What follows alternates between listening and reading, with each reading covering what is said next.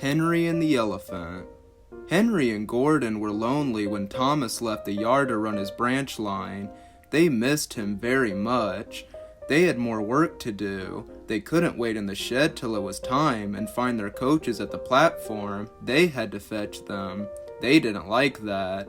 Edward sometimes did odd jobs, and so did James, but James soon started grumbling too. The Fat Controller kindly gave Henry and Gordon new coats of paint. Henry chose green, but they still grumbled dreadfully. "We get no rest, we get no rest," they complained as they clanked about the yard, but the coaches only laughed. "You're lazy and slack, you're lazy and slack," they answered in their quite rude way. But when a circus came to town, the engines forgot they were tired. They all wanted to shunt the special trucks and coaches. They were dreadfully jealous of James when the Fat Controller told him to pull the train when the circus went away. However, they soon forgot about the animals as they had plenty of work to do. One morning, Henry was told to take some workmen to a tunnel which was blocked. He grumbled away to find 2 trucks to carry the workmen and their tools. pushing trucks," he muttered in a sulky sort of way. They stopped outside the tunnel and tried to look through it, but it was quite dark. No daylight shone from the other end. The workmen took their tools and went inside. Suddenly, with a shout, they all ran out looking frightened. "We went to the block and started to dig, but it grunted and moved," they said. "Rubbish," said the foreman. "It's not rubbish. It's big and alive. We're not going in there again." "Right," said the foreman. "I'll ride in a truck and Henry shall push it out." "Wheesh," said Henry unhappily. He hated tunnels. He had been shut up in one once, but this was worse. Something big and alive was inside. "Beep, beep, beep, beep," he whistled. "I don't want to go in." "Neither do I," said his driver, "but we must clear the line." "Oh dear, puffed Henry as they slowly advanced into the darkness. Bump! Henry's driver shut off steam at once. "Help, help, we're going back," wailed Henry. And slowly moving out into the daylight came first Henry, then the trucks, and last of all, pushing hard and rather cross, came a large elephant. "Well, I never did," said the foreman. "It's an elephant from the circus." Henry's driver put on his brakes, and a man ran to telephone for the keeper. The elephant stopped pushing and came towards them. They gave him some sandwiches and cake, so he forgot he was cross and remembered he was hungry. He drank 3 buckets of water without stopping, and was just going to drink another when Henry let off steam. The elephant jumped, and whoosh! He squirted the water over Henry by mistake. Poor Henry. When the keeper came, the workmen rode home happily in the trucks, laughing at their adventure, but Henry was very cross. "An elephant pushed me, an elephant whooshed me," he hissed. He was sulky all day, and his coaches had an uncomfortable time. In the shed, he told Gordon and James about the elephant, and I am sorry to say that instead of laughing and telling him not to be silly, they looked sad and said, "You poor engine, you have been badly treated." Tenders and turntables. The big stations at both ends of the line each have a turntable. The Fat Controller had them made so that Edward, Henry, Gordon, and James can be turned around. It is dangerous for tender engines to go fast backwards. Tank engines like Thomas don't need turntables. They can go just as well backwards as forwards. But if you had heard Gordon talking a short while ago, you would have thought that the Fat Controller had given him a tender just to show how important he was. "You don't understand, little Thomas," said Gordon. "We tender engines have a position to keep up. You haven't a tender, and that makes a difference. It doesn't matter where you go, but we are important, and for the Fat Controller to make us shunt trucks, fetch coaches, and go on some of those dirty sidings, it's not the proper thing."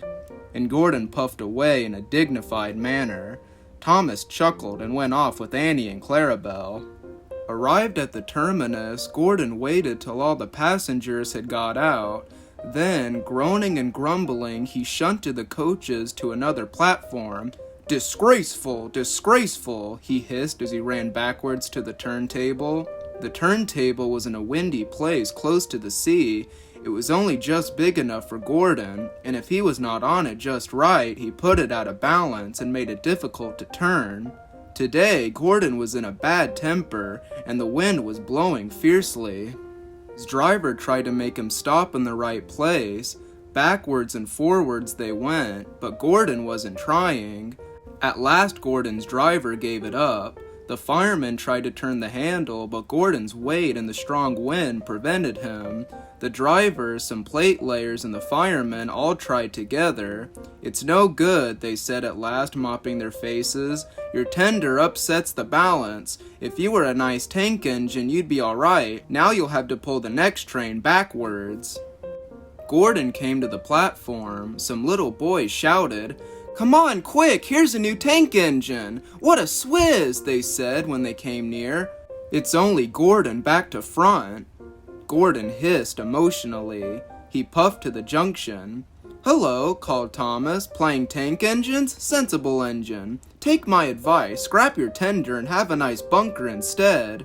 Gordon snorted, but didn't answer. Even James laughed when he saw him. "Take care," hissed Gordon, "you might stick too." "No fear," chuckled James, "I'm not so fat as you." "I mustn't stick," thought James anxiously as he ran to the turntable later.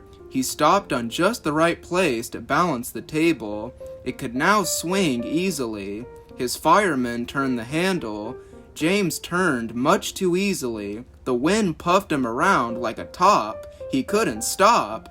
At last, the wind died down, and James stopped turning, but not before Gordon, who had been turned on the loop line, had seen him.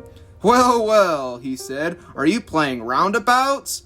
Poor James, feeling quite giddy, rolled off to the shed without a word.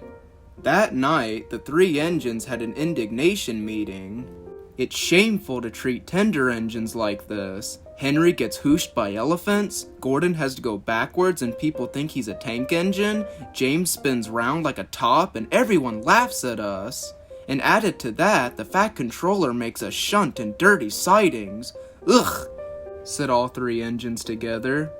"Listen," said Gordon. He whispered something to the others. "We'll do it tomorrow. The fat controller will look silly." Trouble in the shed. The fat controller sat in his office and listened. The fat controller frowned and said, "What a nuisance passengers are. How can I work with all this noise?" The station master knocked and came in looking worried. "There's trouble in the shed, sir. Henry is sulking. There is no train, and the passengers are saying this is a bad railway." "Indeed," said the fat controller. "We cannot allow that. Will you quieten the passengers, please? I will go and speak to Henry." He found Henry, Gordon, and James looking sulky. "Come along, Henry," he said. "It is time your train was ready." "Henry's not going," said Gordon rudely. "We won't shunt like common tank engines. We are important tender engines. You fetch our coaches and we will pull them. Tender engines don't shunt." And all three engines let off steam in a cheeky way. "Oh, indeed," said the fat controller severely. "We'll see about that. Engines on my railway do as they are told." He hurried away, climbed into his car, and drove to find Edward. "The yard has never been the same since Thomas left," he thought sadly. Edward was shunting. "Leave those trucks, please, Edward. I want you to push coaches for me in the yard." "Thank you, sir. That will be a nice change." "That's a good engine," said the fat controller kindly. "Off you go, then." So Edward found coaches for the three engines, and that day the trains ran as usual. But when the fat controller came next morning, Edward looked unhappy. Gordon came clanking past, hissing rudely. "Bless me," said the fat controller, "what a noise!" "They all hiss me, sir," answered Edward sadly. "They say tender engines don't shunt, and last night they said I had black wheels. I haven't, have I, sir?" "No, Edward, you have nice blue ones, and I'm proud of you. Tender engines do shunt, but all the same, you'd be happier in your own yard. We need a tank engine here." He went to an engine workshop and they showed him all sorts of tank engines. There were big ones and little ones. Some looked happy and some sad, and some looked at him anxiously hoping he would choose them. At last he saw a smart little green engine with 4 wheels. That's the one, he thought. If I choose you, will you work hard? Oh, sir, yes, sir. That's a good engine. I'll call you Percy. Yes, sir, thank you, sir, said Percy happily. So we bought Percy and drove him back to the yard. Edward, he called, here's Percy. Will you show him everything? Percy soon learned what he had to do, and they had a happy afternoon. Once Henry came by, hissing as usual. Whee! Said Percy suddenly. Henry jumped and ran back to the shed. How beautifully you wheeshed him, laughed Edward. I can't wheesh like that. Oh, said Percy modestly, that's nothing. You should hear them in the workshop. You have to wheesh loudly to make yourself heard.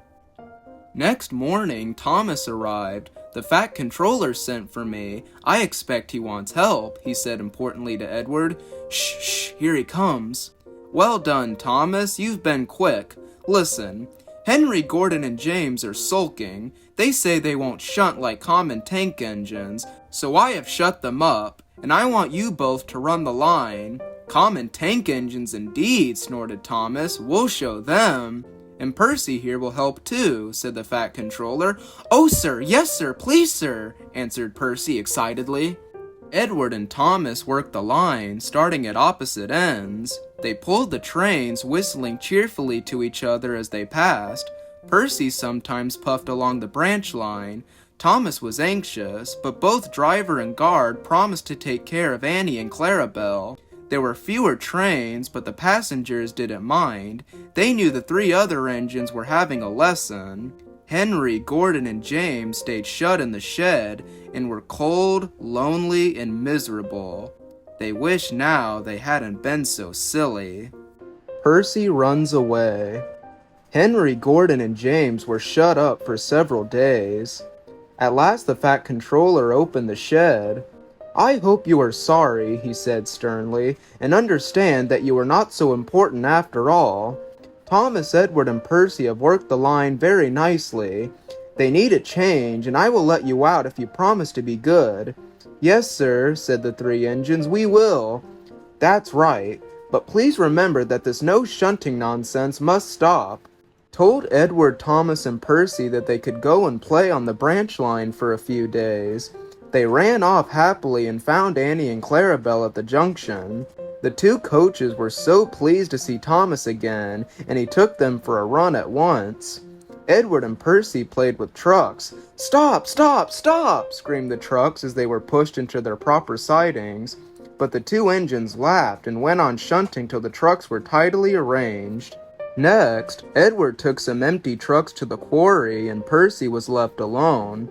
Percy didn't mind that a bit. He liked watching trains and being cheeky to the engines. Hurry, hurry, hurry, he would call to them. Gordon, Henry, and James got very cross. After a while, he took some trucks over the main line to another siding. When they were tidy, he ran onto the main line again, waited for the signalman to set the point so that he could cross back to the yard. Edward had warned Percy, be careful on the main line, whistle to tell the signalman that you were there. But Percy didn't remember to whistle, and the signalman was so busy and forgot Percy.